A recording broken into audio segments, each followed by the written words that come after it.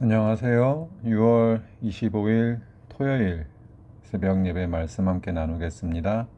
함께 나누실 말씀은 시편 22편 1절에서 21절 말씀입니다. 오늘 본문 시편 22편은 이사야 53장과 더불어서 그리스도의 고난에 대한 예표가 되는 말씀으로 많이 알려져 있습니다. 표제어가 다윗의 시 인도자를 따라 아헬레사할에 맞춘 노래라고 되어 있습니다.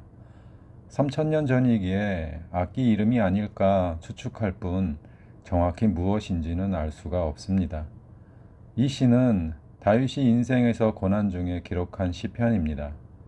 언제인지는 알 수 없지만 본문은 탄식과 찬양을 반복적으로 사용하고 있습니다. 본문을 통해 주님이 왜 십자가를 지셨는지, 왜 그 험한 고난과 핍박을 견디셨는지 생각해보고 기도하는 시간 되시기 원합니다. 시편 22편은 다윗의 시입니다. 다윗은 엄청난 고난 중에 기록한 시는 맞습니다. 그런데 본문에서 말하는 내용을 말해줄 수 있는 사건이 언제, 어디서 다윗에게 일어났다 라고 말할 수 있는 사건은 성경에 나타나지 않습니다. 본문에 나타난 주인공은 심판을 받고 끌려가서 처형을 앞두고 있는 범죄자의 모습인데 다윗뿐만 아니라 성경 전체를 봐도 어떤 성경 인물 중에도 본문에 나와 있는 범죄자의 모습을 이야기해주는 그런 인물은 찾을 수가 없습니다. 그러니까 다윗이 고난을 당하면서 시인으로 이 시를 기록한 것은 맞지만 하나님이 다윗을 통해서 메시아의 고난에 대해 미리 이야기하는 메시아 시편으로 보아야 할 것입니다. 다윗이 모든 감정과 영성을 동원해서 기록한 본문은 다윗의 경험이 아니라 앞으로 이 땅에 오실 메시아에 대해서 예언의 말씀을 노래하고 있는 것입니다. 그것도 1000년 전의 말이죠. 1절 말씀에 보면 이것은 십자가 위에서 예수님이 하나님을 향해 호소하셨던 엘리 엘리 라마 사박다니입니다.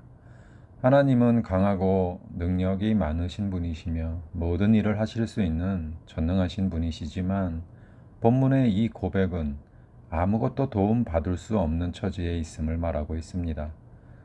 저자는 아버지가 나를 버렸다고 말합니다. 하나님은 죄를 모르시는 예수님을 죄가 되게 하셨습니다. 예수님이 죄인이 되신 것이 아니라 죄 자체가 되신 것입니다. 하나님은 죄와 함께 있으실 수 없으시기에 죄가 되신 예수님을 버리셨던 것입니다.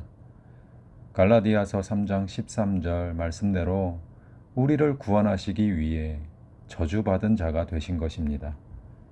우리가 받아야 할 심판과 형벌을 예수님이 받으셨던 것입니다. 그래서 하나님의 공의를 세우셨습니다. 하나님은 전능하신 분이시지만 그 하나님의 뜻대로 십자가에 달리셔서 죽으실 때까지 예수님은 버림받은 자가 되셨던 것입니다. 사람이 사람에게 버림을 받아도 배신감과 패배감에서 벗어나기가 쉽지 않습니다. 사람에게도 그런데 하나님께 버림을 받게 되었다면 어떤 생각이 들까요? 사람에게 버림을 받은 것과는 차원이 다르겠죠. 그 절망감과 외로움은 이루 말로 표현하기도 어려울 것입니다. 시편 22편은 불임절 때에도 낭송되고 노래됐습니다.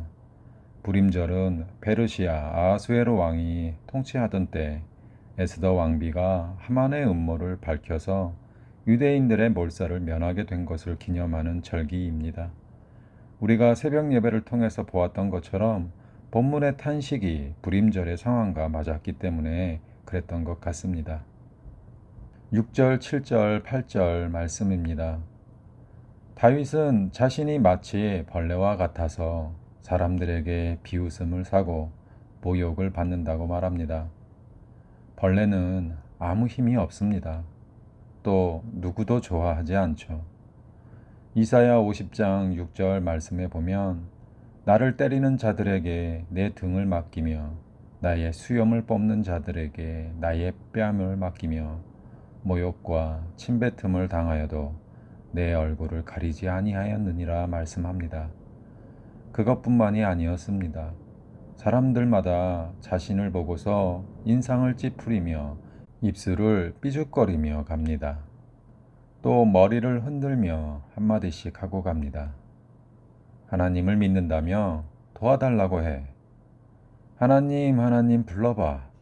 하나님이 건져주시겠지. 그렇게 말했다는 것입니다. 이 말은 예수님께서 십자가에 달려 계실 때 사람들이 십자가 아래에서 조롱했던 말들입니다. 마태복음 27장 39절에서 44절 말씀에 이렇게 말씀합니다. 지나가는 자들은 자기 머리를 흔들며 예수를 모욕하여 이르되 성전을 헐고 사흘에 짓는 자여 내가 만일 하나님의 아들이거든 자기를 구원하고 십자가에서 내려오라 하며 그와 같이 대제사장들도 서기관들과 장로들과 함께 희롱하여 이르되 그가 남은 구원하였으되 자기는 구원할 수 없도다. 그가 이스라엘의 왕이로다. 지금 십자가에서 내려올지어다. 그리하면 우리가 믿겠노라. 그가 하나님을 신뢰하니 하나님이 원하시면 이제 그를 구원하실지라. 그의 말이 나는 하나님의 아들이라 하였도다 하며 함께 십자가에 못 박힌 강도들도 이와 같이 욕하더라. 예수님이 허물이 많고 죄가 많아서 그런 것이 아니었습니다. 하나님께서는 희생제물로 예수님을 세상에 보내셨기 때문이었습니다. 힘없는 인간이라면 십자가에 달려 있는데 사람들이 아래에서 이렇게 모욕하고 핍박했다고 해서 취할 수 있는 행동은 아무것도 없습니다. 하지만 예수님은 다릅니다. 사람들이 밑에서 조롱할 때 예수님께서 충분히 자신의 권능을 보여주실 수 있으셨습니다. 하지만 예수님은 그렇게 하지 않으셨죠. 당신이 내려오시면 조롱하는 사람들의 입을 막고 홍군형을 내줄 수 있을지는 몰라도 인간을 구원하시려는 하나님의 공의는 대실패로 끝나는 것을 아셨기 때문에 벌레 취급을 당하고 버림받는 수모와 조롱을 묵묵히 견디셨던 것입니다. 10절과 11절 말씀입니다. 다윗은 사람들의 조롱에 아무것도 할 수 없었지만 이제 탄식이 아닌 간구로 하나님을 바라봅니다. 나는 태어날 때부터 주께 맡긴 바 되었다 고백합니다. 세상 속에 던져진 사람이 아니라 하나님 품에 던져진 사람이라는 말입니다. 예수님은 어떠셨습니까? 하나님이 사람의 몸을 입으시고 세상의 모든 저주와 죄악을 짊어지시고 그 핍박과 처참함을 받아야 하는 주님은 의지할 분이 하나님밖에 없었습니다. 아무도 예수님의 고난을 도울 사람이 세상에 없었습니다. 그의 제자들도 사랑하는 어머니와 가족들도 예수님의 고난을 도울 수는 없었습니다. 예수님의 기도를 보면 육신의 생명이 끝날 때까지 하나님을 의지하고 모든 소망을 하나님께 두었던 주님의 모습을 보게 됩니다. 주님을 따르는 그리스도인들이 마지막까지 붙잡아야 할 소망은 바로 예수님의 모습이고 예수님의 그런 믿음인 것입니다. 17절과 18절 말씀입니다. 뼈를 셀 수 있다는 것은 우리말로 하면 피골이 상접하다라는 말입니다.